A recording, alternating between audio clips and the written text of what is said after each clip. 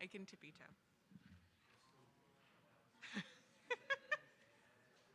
Should have worn bigger heels.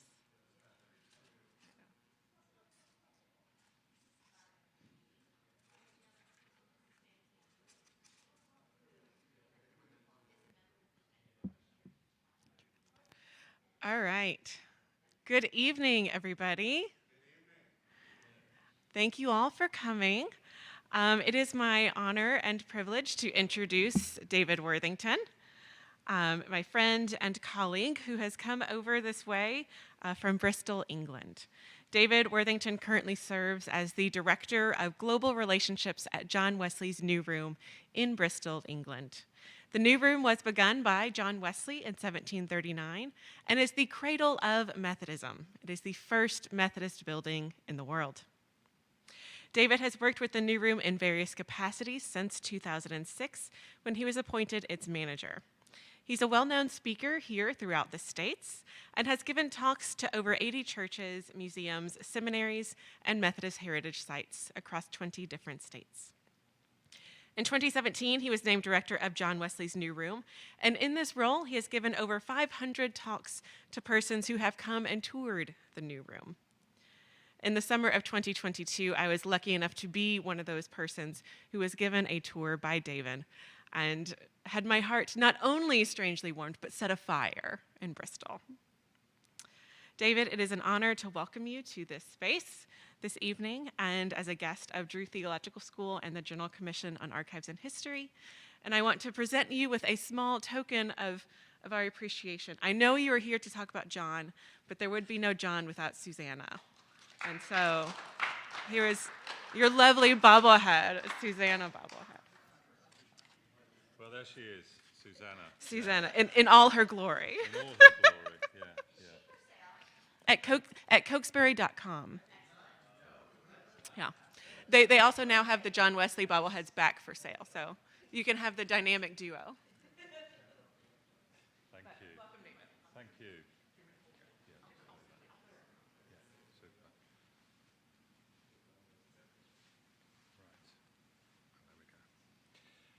Right. There we go. Well, thank you very much, Ashley, for that kind introduction. I'm conscious I was here a little earlier sharing with the folks at the chapel service. Tonight's going to be a little bit more relaxed, got a PowerPoint to share with you, and just hope that you'll enjoy listening to what I have to share about the significance of the city of Bristol in the Methodist story. And happy to take questions at the end of this evening's presentation. But like to keep it light. If you were here earlier and you hear some of the same jokes, don't give the punchlines away too early. But otherwise, let's crack on. Well, first of all, just wanted to say John Wesley's New Room. Very significant that it's called the New Room. A couple of reasons. One, it was not built as a chapel. It was built as a meeting house for the religious societies in the city of Bristol. And in that sense, it really remained a meeting house in that traditional sense of the word. I.e. those who responded to the Wesleys and the early Methodists and their preaching in the city of Bristol were then given the opportunity to come into the New Room and to develop their knowledge and their learning and their understanding about what it meant to be a disciple of Jesus. So we are the New Room, which always seems a bit odd when you think about a building dating back to 1739, but there you go, older than some countries around the world, 1739. I can't think of any off the top of my head. Oh, yes, now I can, yeah. As far as we're concerned, you guys are still living in the colonies, yeah? Wow, try and get your audience won over straight away. Okay, let's push on with the slides. I've got to point in that direction, haven't I? There we go. So that's who I am. The background there is the stained glass window that we installed following the Horse Fair project that we completed in 2017. You see some of the images from the life of John Wesley, including in the upper right, you can see at the very top, that's the Broadmead entrance to the New Room. You also see in the center there, John Wesley preaching to people from the 18th century, but also notice that you've got younger folks there with the stripy jumpers, and you can also probably see some of the Native Americans there as well. And the image in the bottom there shows John Wesley on his horse, In the same way as, of course, you have the Asbury statue on his horse, we have the Wesley statue of John on his horse, travelled over 250,000 miles during the course of that ministry. So very appropriate for him to be seen in that way. Going the wrong direction. There's a metaphor, isn't there? Methodism comes to America, the Bristol connection. Okay, so I know that some of you, I'm sure, will have been to the UK. I don't know how many of you had the opportunity to visit the city of Bristol. A couple, yeah, okay. Well, let's just get some bearings to begin with. So Bristol is a city in the west of England. It is 120 miles west of London, which I know in US terms is no distance at all, but trust me, in the UK, that's a long way, 120 miles. With a gateway down to the southwest, counties like Cornwall and Devon, and the River Severn separates us from Wales. Just to illustrate, in the 18th century, to get from Bristol to London on your horse would probably take you around a week.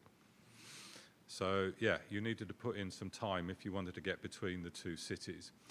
The second city of 18th century England. This scene, which in fact I recognise to this day, shows Broad Quay. It shows the boats coming in, bringing goods, often from the colonies and from the Caribbean, and the trading that's going on. You can see some of the merchants, you can see some of the dockers taking the items off the ships. Bristol was also, I'm sort of embarrassed to say, but it was the centre of the slave trade in England. Back in 2020, a Black Lives Matter tore down the statue of Edward Colston, who was a great benefactor to the city, but was also conversely involved in the slave trade.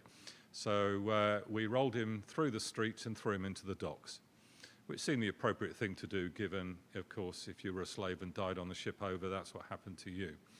Anyway, not the evening to get into that debate, but I believe a few statues in Richmond have subsequently come down, yeah? Bristol, in that sense, is a very radical city. Perhaps to give you some illustrations, anybody familiar with the supersonic aircraft Concorde? That was developed and built in the city of Bristol. Going back to the 19th century, the great engineer is Isambard Kingdom Brunel, who built the railways and boats and the bridge that spans the Avon Gorge. Bringing you right up to date, I think some of you may be familiar with the plasticine characters Wallace and Gromit. Have you seen the Wallace and Gromit? All made in Bristol, yeah. And also the graffiti artist Banksy. Anybody familiar with any of Banksy's work? Yeah. Well, he won't be doing anything in Bristol for the next 3.5 weeks because he's in the US. Or is he?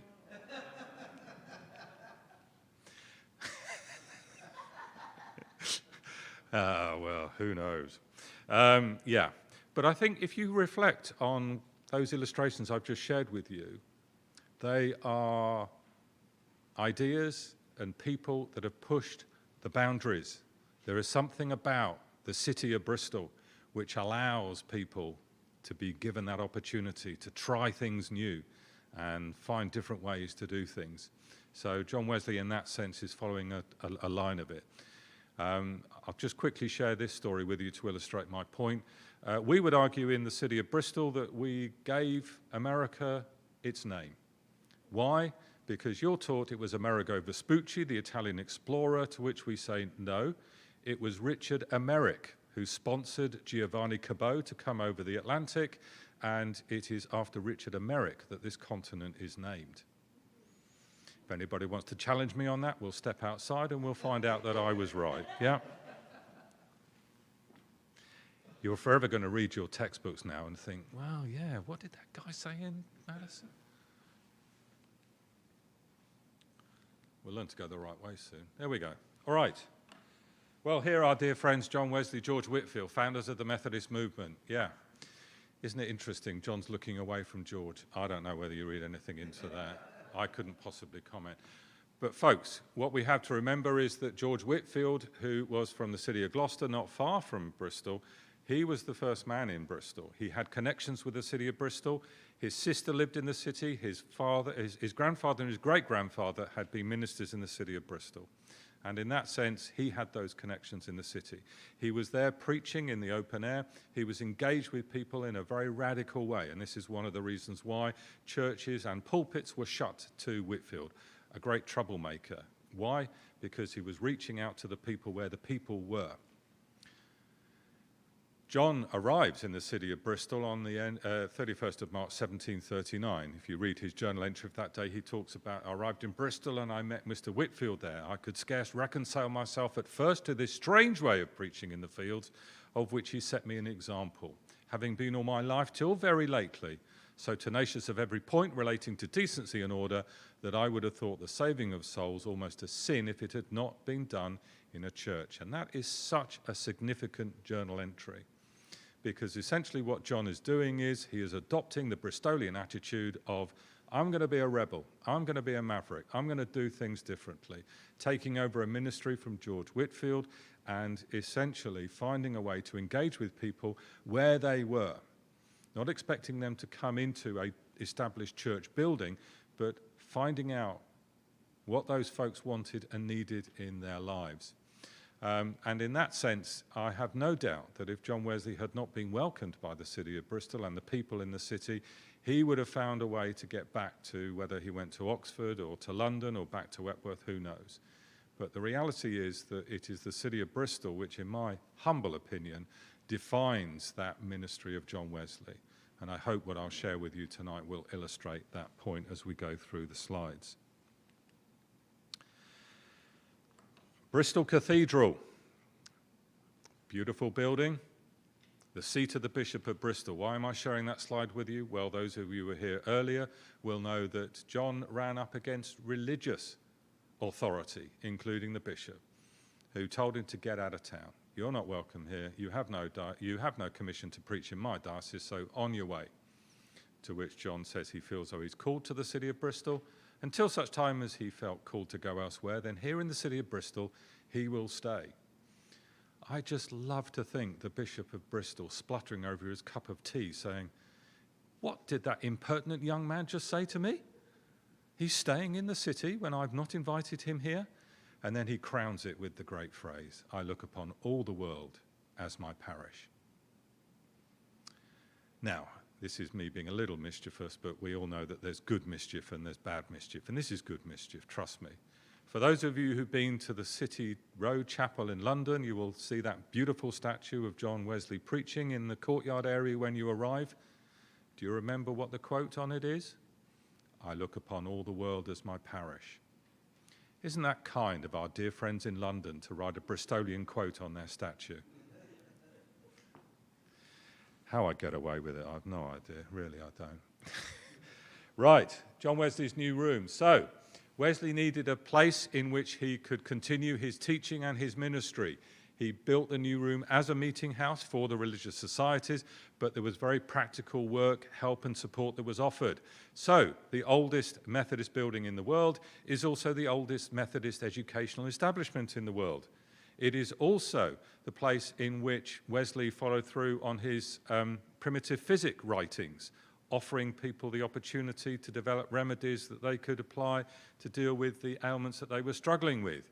You wouldn't have probably been able to afford a doctor, and therefore you would rely on information that was shared with you. So, so many firsts are connected with the city of Bristol. This is as it is today. Notice that we have an upper pulpit that would be used exclusively for the preacher. So John and Charles and many others would have preached from there. So whenever we have folks visit, we always say you're very welcome to stand in the upper pulpit and share the word. But you are then responsible for continuing to preach when you get back to your home church, home location, wherever it is that you may be. The lower pulpit was used for the reading of the Bible and leading of worship. So Charles Wesley, who lived in the city for more than 20 years, would have written many of the hymns that we continue to sing and know and love today. So can you imagine Charles arriving and saying, hey, I've got a new hymn, folks. Anybody want to hear it? We sang Over 1,000 Tongues to Sing, didn't we, earlier today? There was a time, folks, in this world of ours that Over 1,000 Tongues was not written. Get your heads around that. Was not written. Well, what a gift. It's still with us today. Just as a quick aside, if I may, One of the other great hymns, of course, is Love Divine or Love's Excelling. And a number of years ago, when we were celebrating the Charles Wesley Tercentenary in 2007, we had the BBC contact us and say, we want to do a live interview with you. Yeah, that's fine. Look forward to it. Before we went live, the gentleman said to me, we'll just ask you some open questions and you'll get the opportunity just to share about what you're doing with your plans for the Charles Wesley Tercentenary. So, good morning, everybody. Welcome to the new room. I'm with the director, David Worthington. David, tell us about what you've got scheduled for the Charles Wesley Tercentenary event. So I then started. At some point, he obviously got a message in his ear to say, you've got a bit more time, so you can ask him more questions. So I finished all my stuff, and then at the end of it, I'm thinking, well, that's it, we're done. He said, thank you for sharing that with us, David. Can you tell me, what's your favourite Charles Wesley hymn? Whoa, wait a minute, this wasn't part of the script. But, thinking quickly on my feet, I said, Love Divine or Love's Excelling. To which he said, and why would you choose that hymn? I thought, come on, give me a break here, you know? Why? Well, ever so quickly, I said, because my wife and I had it at our wedding. Isn't that a beautiful story to finish with, yeah? And we now hand back to the studio. Thank you very much. Thanks, David. Went really smoothly. Very good. Well done. Oh, okay, that's fine. Well, you know what's going to happen next, folks, don't you? I get a phone call from my wife. We did not have Love Divine or Love's Excelling at our wedding. To which I said, darling, I was live on the BBC. I had to say something. Okay. Ever prepared. Right, okay. John Wesley, the creation of the class meeting structure. I could spend a whole evening talking about the class meeting structures, but the reality is that one of the reasons why Methodism grew in the way that it did is that people were put into classes, into bands, an opportunity to learn together, but also to be held accountable towards each other. How are you, brother? How are you, sister, in your walk with Christ? The class meeting structure was established at the New Room, partly because, of course, it's a great way to ensure that that teaching and that learning is reinforced, but also a very practical reason, and that was to pay off the debt associated with the building of the New Room. We're often asked, well, how did John Wesley afford it? Well, the bottom line is he took a risk. And when he needed to find a way to pay it off, he found a method to pay it off. So we don't have the time to go into that detail, but you know, if somebody says to you, I don't know much about Bristol and why it's so significant, well, I hope what I'm going to share with you tonight will illustrate that not only we're the oldest Methodist building, the oldest Methodist educational establishment, the oldest Methodist healthcare establishment, and of course we've got the class meetings. To which really one would say, and did anything else happen there, anywhere else of any significance? Oh yeah, John had his heart strangely warmed in London. Is that it? Really? Is that it? I am being mischievous now.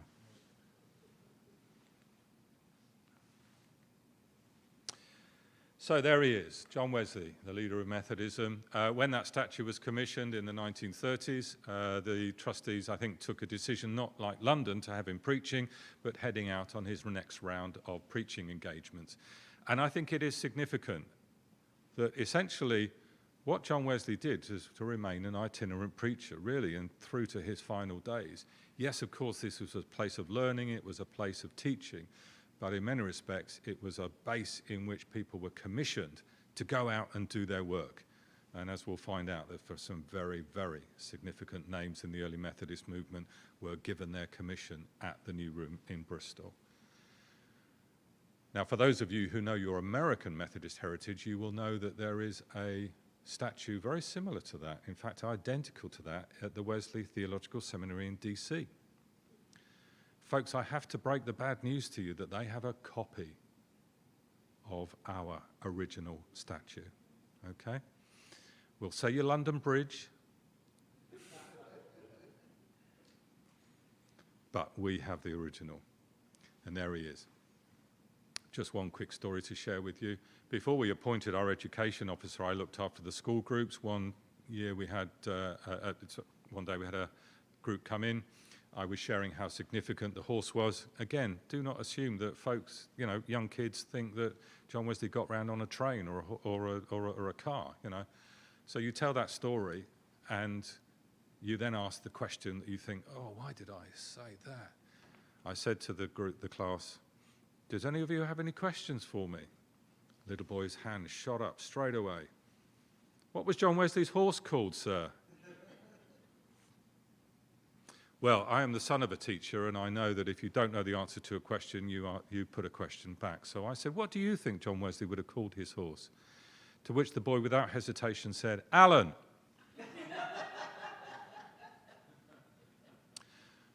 Now, I hope we never get to the day where we have guides taking people around the city of Bristol with all its history and all its great stories and say, in the courtyard there, you can see a statue of Alan the horse. But we don't know who the guy is on top.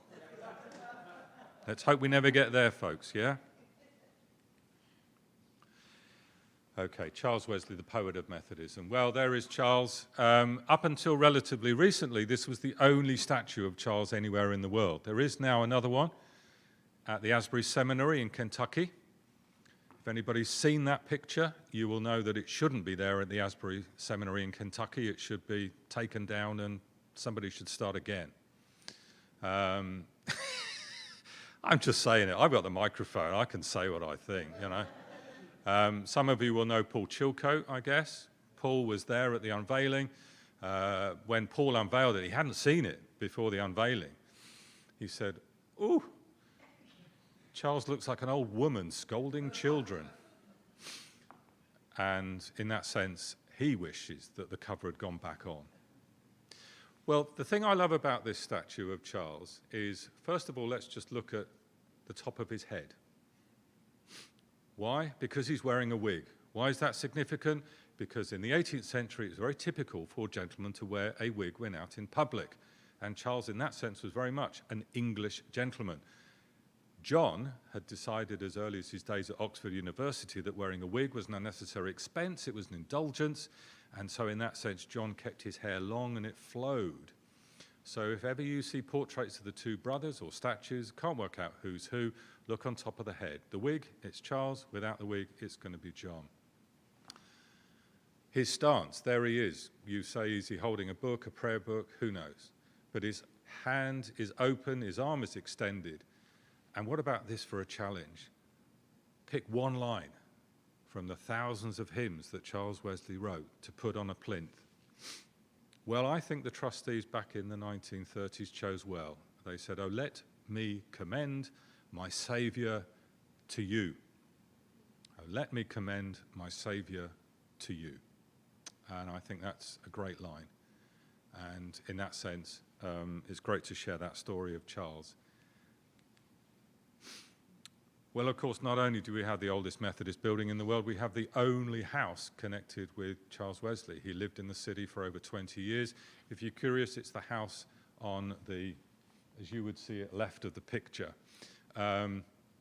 We also own number 5, although that has no direct connection to the Wesley family, and we now rent that property out. So number 4, Charles Street, very typical 18th century building, spread over many levels. You can see that top attic window, that's where Charles's study was located. And again, I've had many folks go into that space, and when you say this is where some of those beautiful hymns were written, people really do have an emotional response, you know, a real, it's here, you know.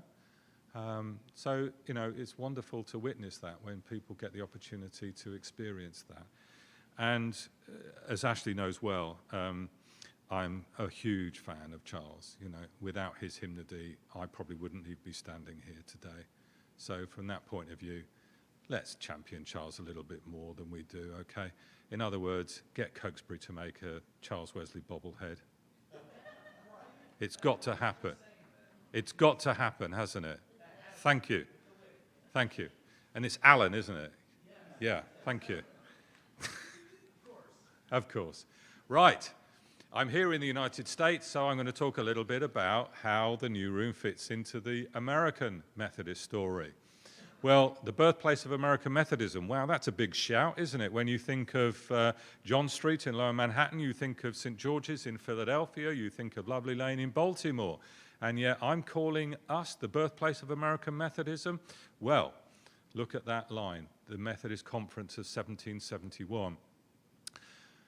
Wesley held annual conferences. Those began in 1744. The first ever Methodist conference was held where? Come on, folks, are you paying attention? Where do you think it was held?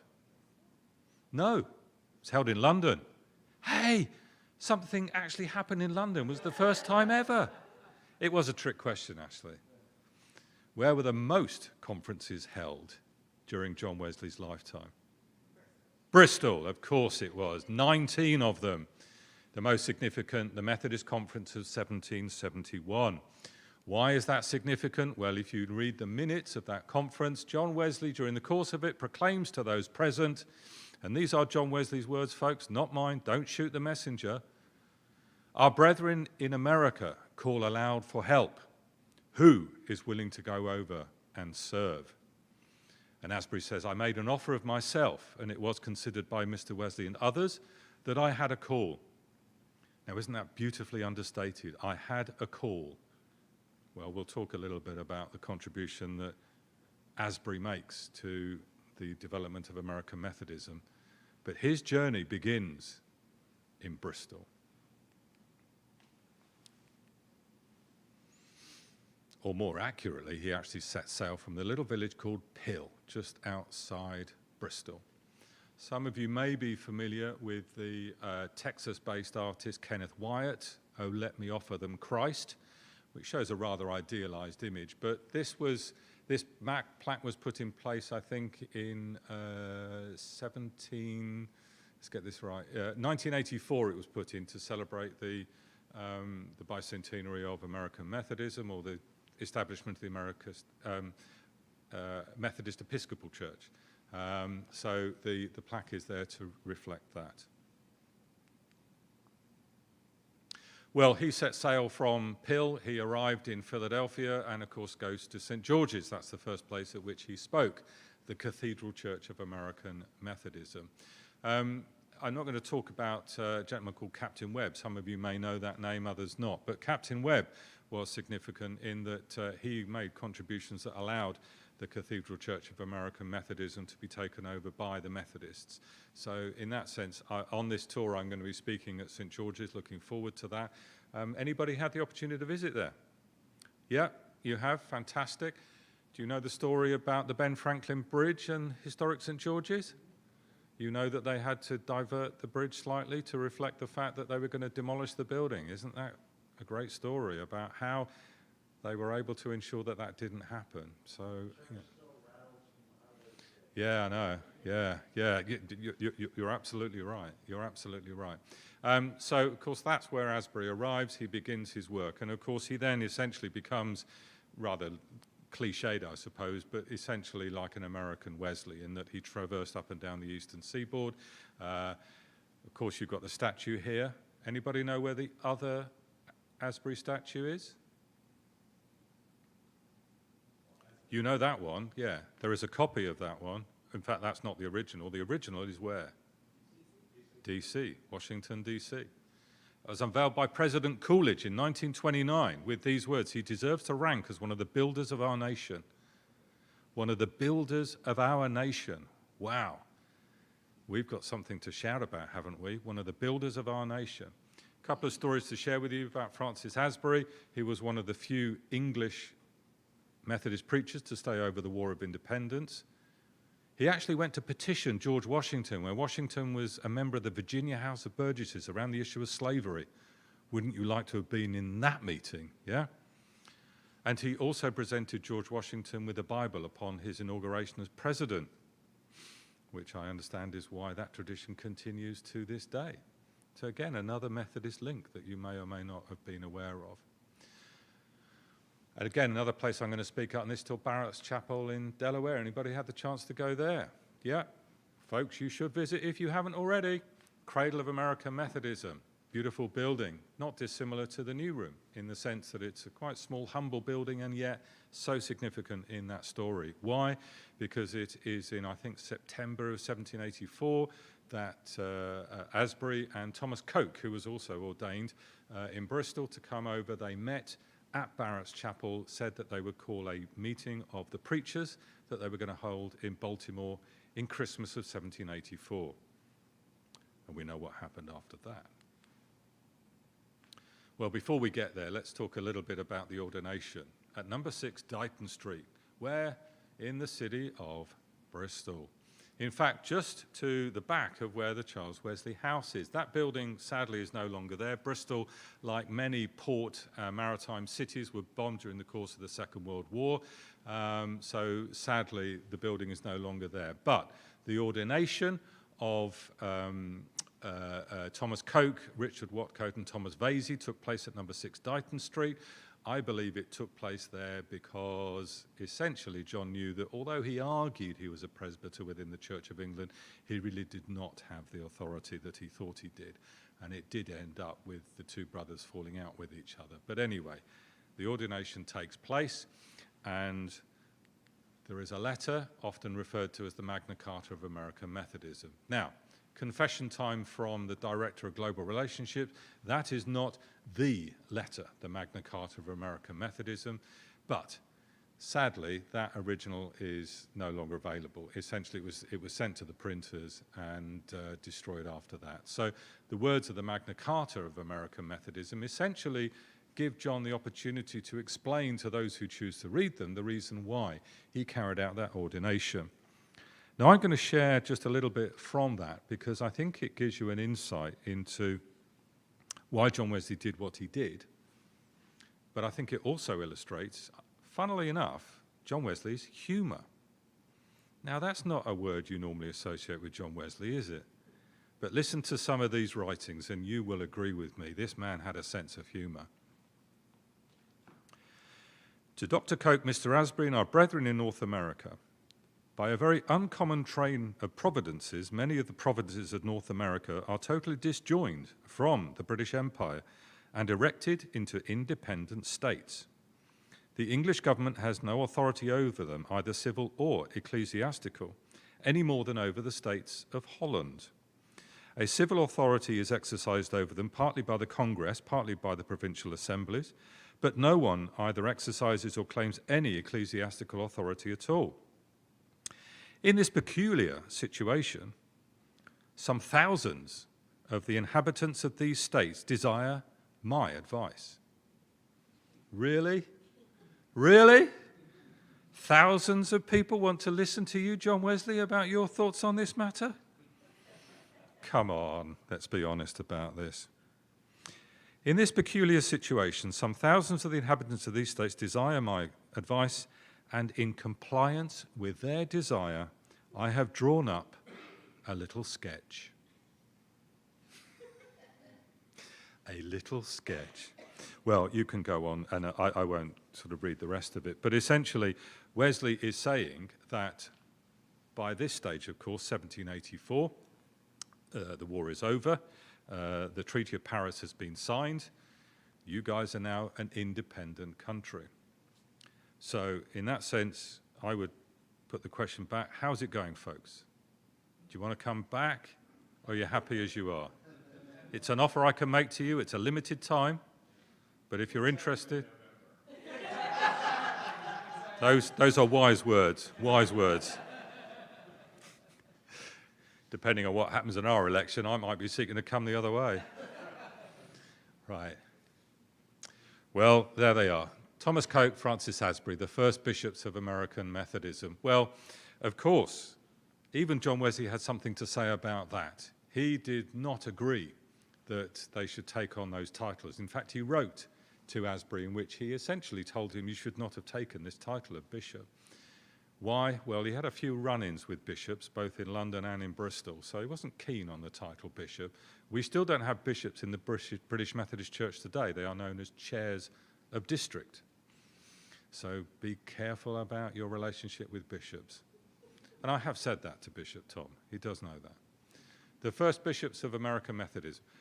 Asbury answered that challenge from Wesley in a brilliant way. He said, I have not taken the title of bishop. It has been conferred upon me by the conference. Brilliant.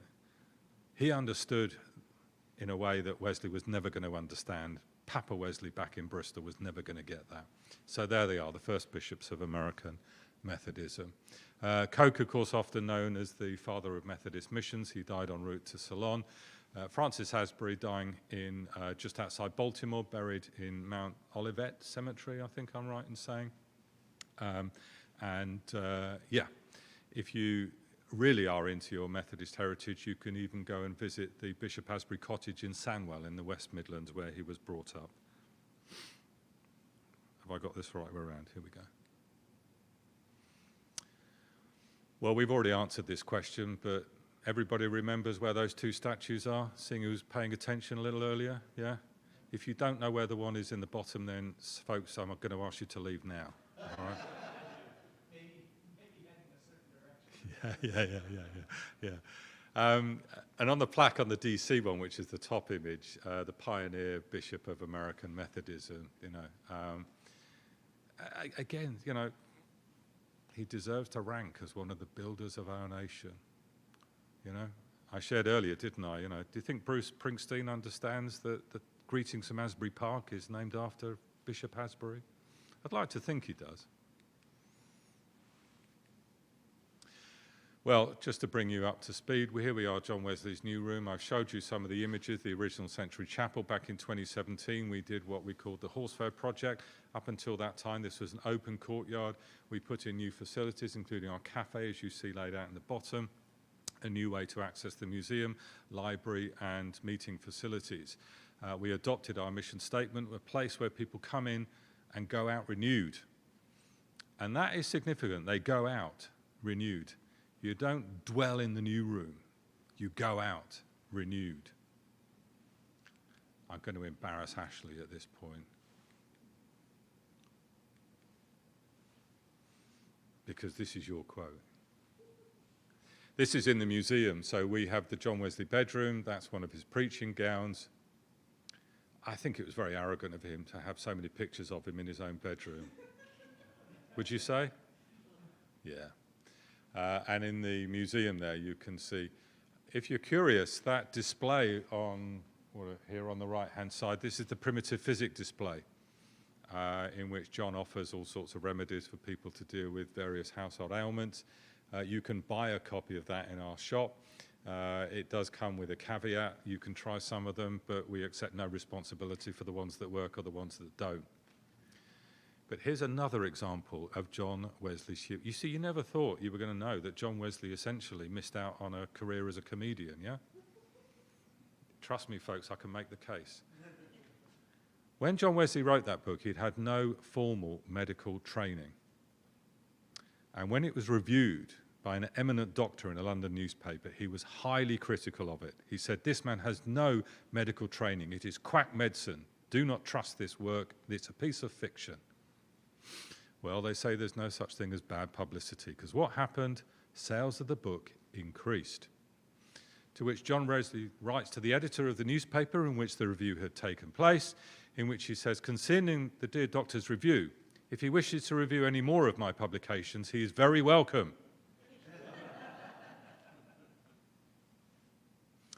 Well, a place where new energy and spirit is given to John Wesley's story. And I love that quote, and I do need to acknowledge that came from Ashley, because what we are seeking to do is to give new energy.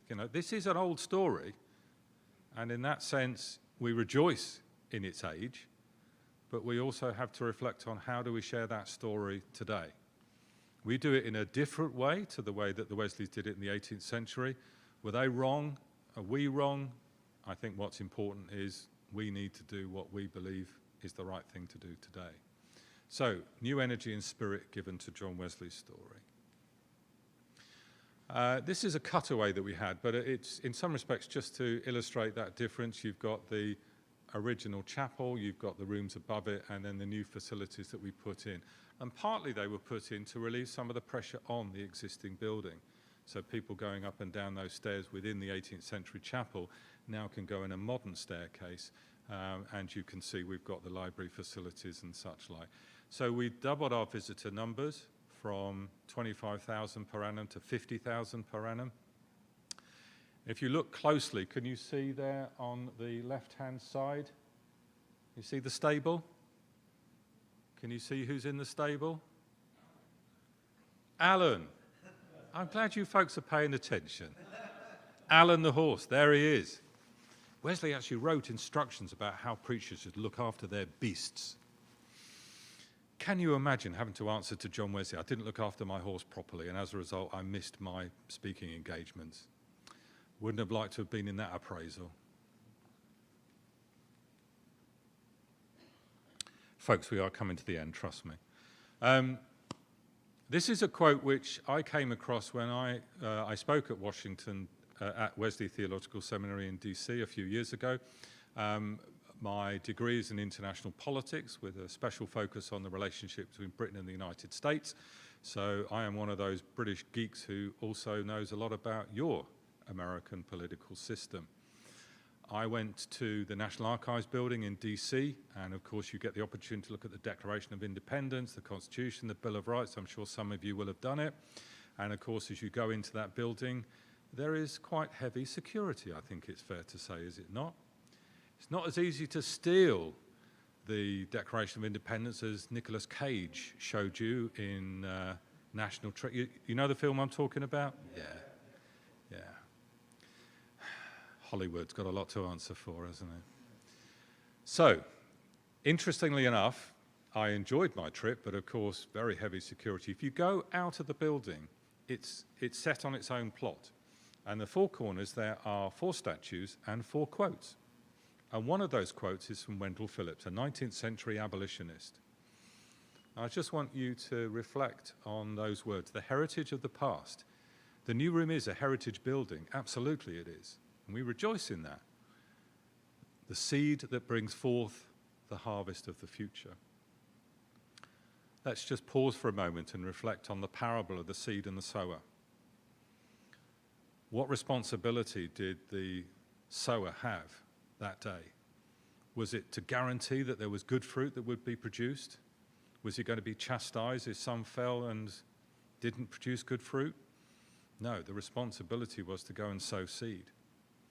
If you don't sow seed, you will certainly not produce any harvest. And I think that's something we need to reflect on in terms of what is it that we are doing that allows seed to be sown.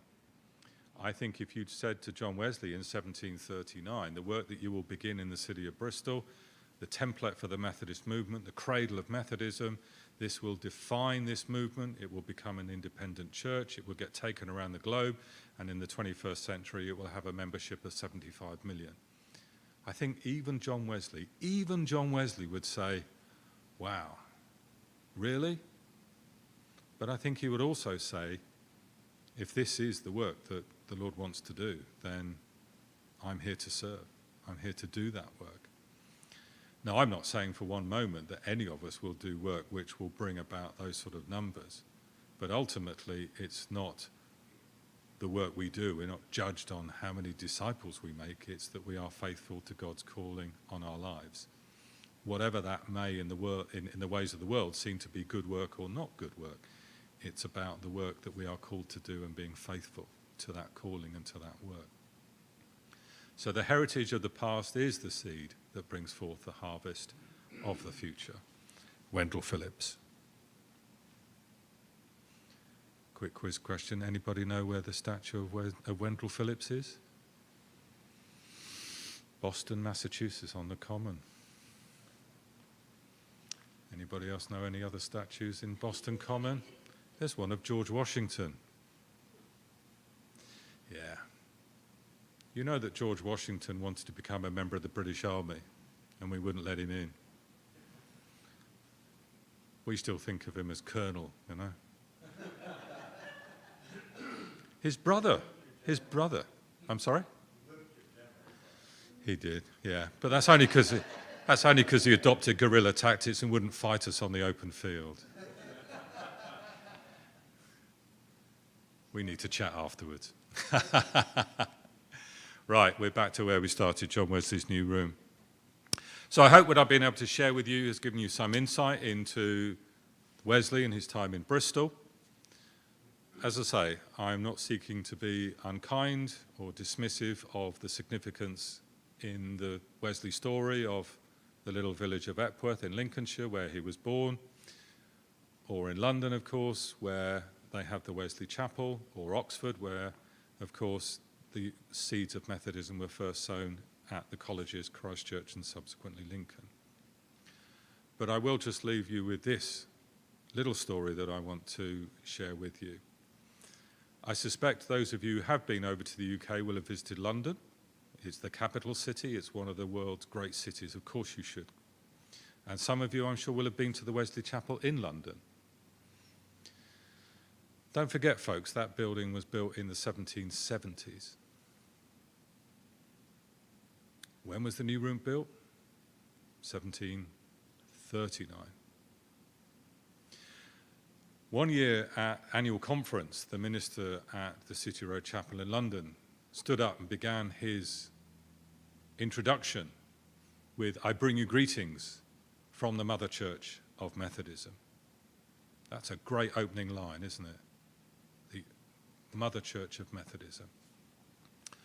Well, subsequently, the minister of the new room stood up and said, "I would like to bring you greetings from the Grandmother Church of Methodism, who I am delighted to say is alive and well." That's the challenge that I've faced in my work. Are we alive and are we well? So that's why I come over and share with folks and tell these stories, because we want to demonstrate that we are alive and well. And with the greatest of respect to our friends in London, not only have they taken I look upon all the world as my parish, but their building's 40 years age difference. A lot happens in 40 years, like a complete movement develops. So yeah, London has a role to play, but if you really want to understand your Methodist heritage, folks, you've got to get to the city of Bristol. Ashley knows that. So she's my advocate here in Drew. And if you don't think that's the case, then I'll be over again to repeat this message, all right? So it's your call, folks, you know. How many times do you want me to say this to you? Anyway. Anyway, I hope that's been of interest to you. I hope you've learned something new, but I hope what primarily has happened is that you are inspired in your work, your ministry, and that you will, like the Wesleys did to so many of those in Bristol, they were commissioned on their journeys. And wherever those journeys take you, you will always find your way back to the Grandmother Church of Methodism. So thank you.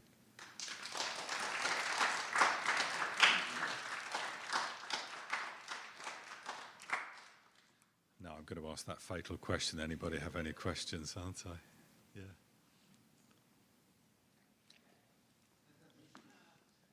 Yes. David, can you say a little bit more about, you showed us a picture of Charles Wesley's house. Yeah. And I'm curious, why do you think Charles Wesley settled in Bristol? Why did Charles Wesley settle in the city of Bristol? Well, why would you want to settle anywhere else? You know, it's where I live. Okay. I could be a bit facetious with some of my answers here, and I might be to start with. Charles Wesley married in the year 1748. He married a lady called Sally, or Sarah Gwynn. Gwynn, of course, being a Welsh name.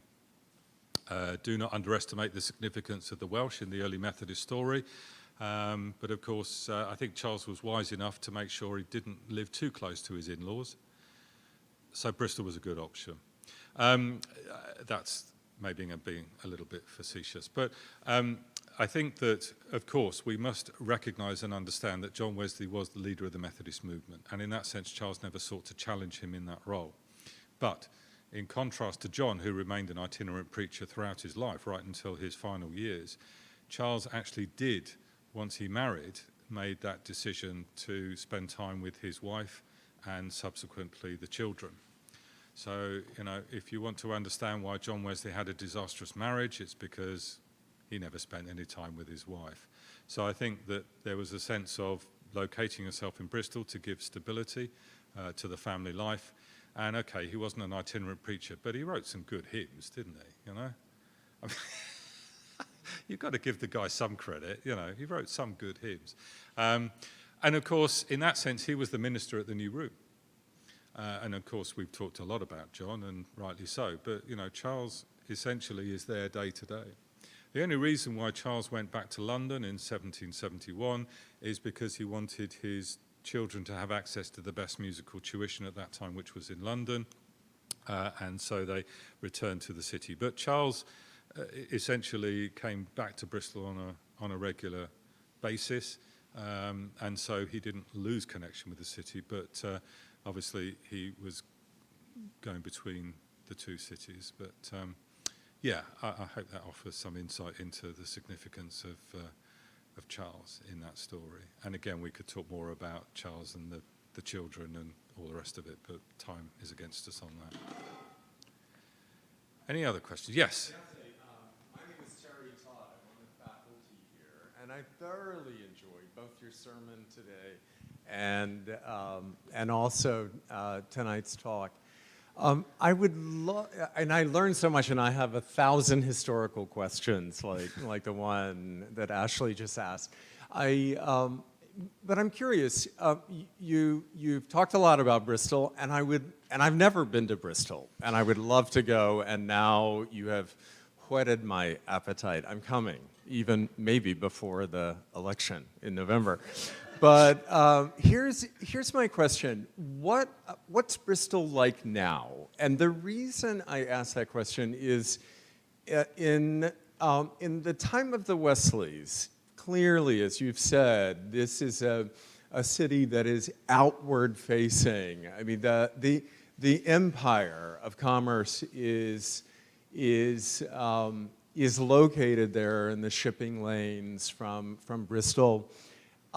And if Bristol is anything like most UK cities now, the empire has come to live in the UK. Yes. So I'm curious to know, what are the demographics of Bristol like?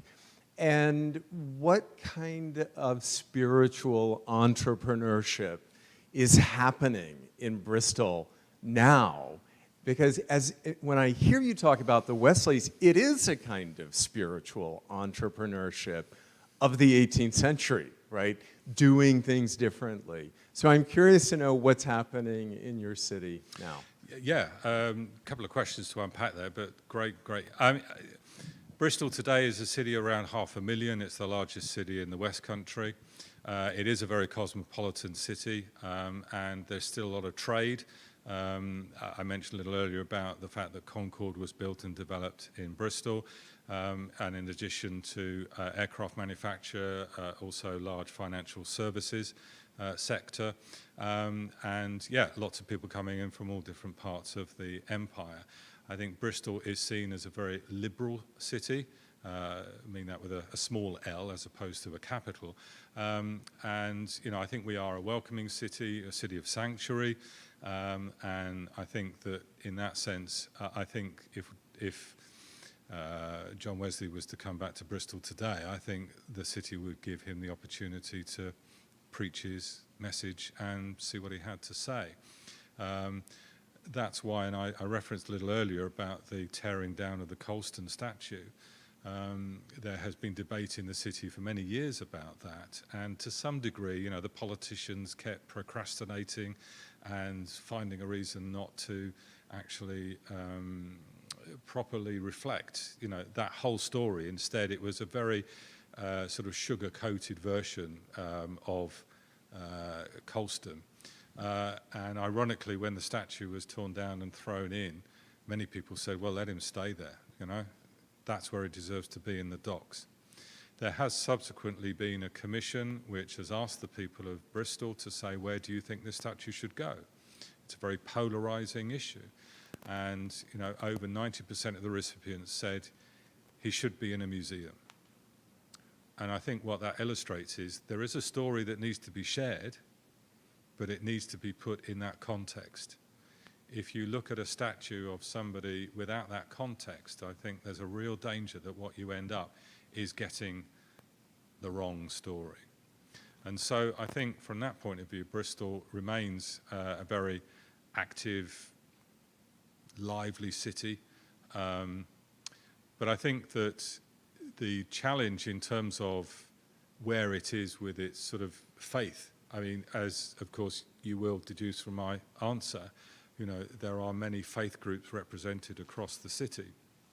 And, we have Bristol Cathedral, we have the Catholic Cathedral in Clifton, and of course Baptists, Quakers, Methodists are all represented. I think the picture across Bristol is probably not dissimilar to what you would see across the UK in general, which is that many people do not now define themselves as having any faith at all. And I think that instead of us thinking this is a tale of woe, how do we find a way to actually see this as an opportunity to reach out to people? Because one of the joys about being involved with the New Room is that I think many people, and I'm going to make a sweeping statement, but I'm just saying it for illustrative purposes. Many people, if they have had any engagement with church, it's often not been a particularly positive one. And I think that our expectations about saying to folks, we have a service on Sunday at 10:30, you're very welcome, and they come in, and often it's a very scripted service. There's almost an expectation. You stand up, you sit down, you have your coffee and you socialize. And I think that one of the joys about the New Room is that people get the opportunity to come in and ask questions that they want to ask. We don't impose any agenda on them. You come in and ask what you want to ask us. If you feel this is a place of spirituality, great. But if you want to look at it as just a meeting space, then if that's where you're at, that's where you're at. And for me, it's been fascinating over my time involved with the New Room, how many people have come in and asked really pertinent questions. And I've been able to offer answers to some of them. And so many people have said, you know what, I've wondered about that for years, and nobody's ever been, and you've explained it in 2 minutes, Now, please don't think I'm being arrogant and saying, I have all the answers. But what I am saying is that I think we have to recognize that for many people going into a church and seeing many of the elements that we might find comfortable about being in a church environment are actually quite challenging for people. And one of the joys of the New Room, we're often asked, why don't you have a cross or a crucifix? It's like, well, why? Why do we need to have a cross or a crucifix, When we have a religious service, yeah, we'll put a cross or a crucifix on the communion table. But why do we need to have that? Well, because it's a sacred space. It's because a place of religious worship. Okay, but how necessary is it, And I think, we to some degree, and I know Ashley and I have talked about this during the course of this afternoon, that we find ourselves institutionalized, finding that, we're almost sort of blindsided by, well, this is the way we've done things, so we always do things in this way. Why can't we allow ourselves to actually think outside the box and think of, well, how do others feel when they come into a building which is full of religious imagery? I'm not saying religious imagery is bad. I'm just saying, how do we find a way to meet people where they are? What the Wesleys did is they went out and preached and shared that word of God. But it was backed up with practical help and support. If you didn't have access to healthcare or education, or, food banks were available, if those weren't available to you, this was a very practical way in which that support could be offered. So, please don't think for one moment I think I have all the answers to the challenges that we face. But what I am saying is that I think we have to break out of this mindset that this is the way we do things, so this is the way we continue to do things. I think we really have to be prepared to be challenged. That's why I shared a little earlier, and thank you for your comments about, the sermon earlier, that sense. And of course, Ashley has picked up on this, about submitting to be more vile, And I think that is such a challenging statement to take on board and to find a way in which we can really embrace that phrase and, find a way to break out of the institutionalized sort of way in which we find ourselves. And, recognize that there are many people who today have absolutely no understanding of the Christian message and why we do things in the way that we do things. And I think we've just got to be more sensitive to those folks and find a way to engage with them on their terms rather than assuming that they will engage on our terms. I'm sorry if that's a long answer to your question, but I hope that's of some help. Yeah. Todd. We've got two Todds in the building tonight. Okay, good. But I was just thinking, like these times that we're in, no different than Wesley's times in terms of why people aren't in the church anymore and all that. But there is a parallel, if I'm not mistaken, in that there was a complacency in the church early on in Wesley's, going on when Wesley was doing his thing in the new room. Yes. And he saw that as an opportunity. So it wasn't just like, oh, well, these people have heard the gospel, it's a lost cause. Like I hear people kind of reflect today, how are we really going to bring people back into the church? It's not about bringing people back into the church, but bringing the church to people. And that's what John Wesley was doing. He came in and went out renewed for that purpose.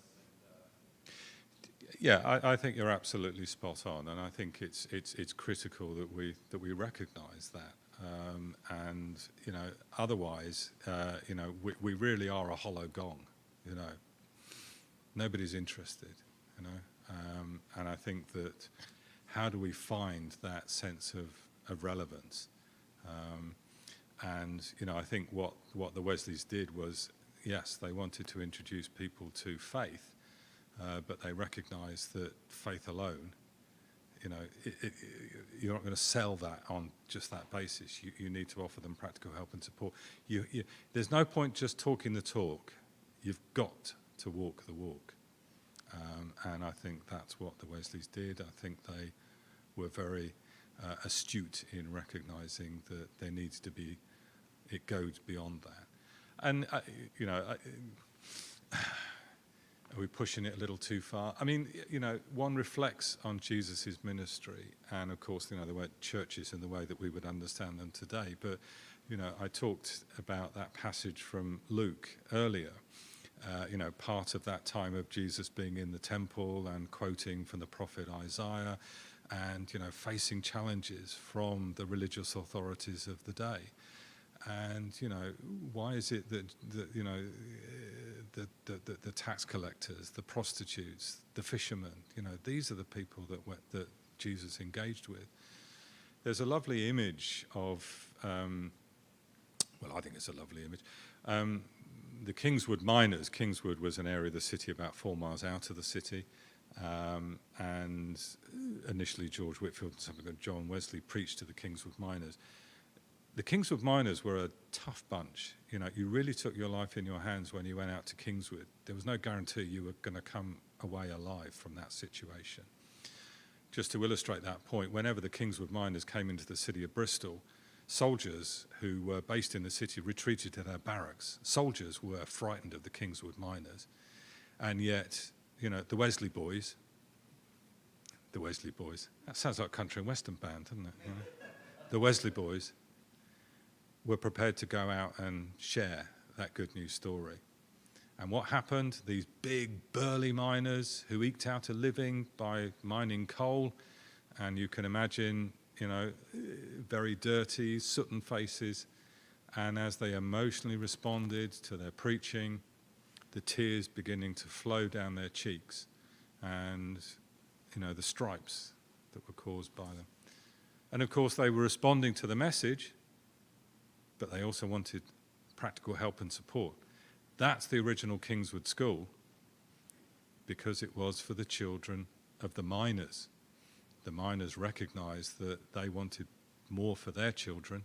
They wanted them to have access to education. So it's that practical, but it's also about that spiritual as well. So thank you for the question.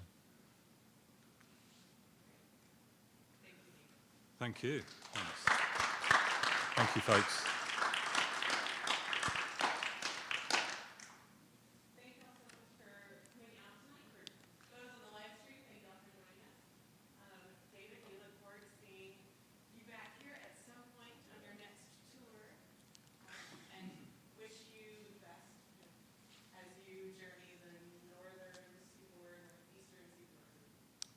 Thank you. Well, it's been lovely to share with you tonight, folks, and thank you for indulging a rather mad Englishman, but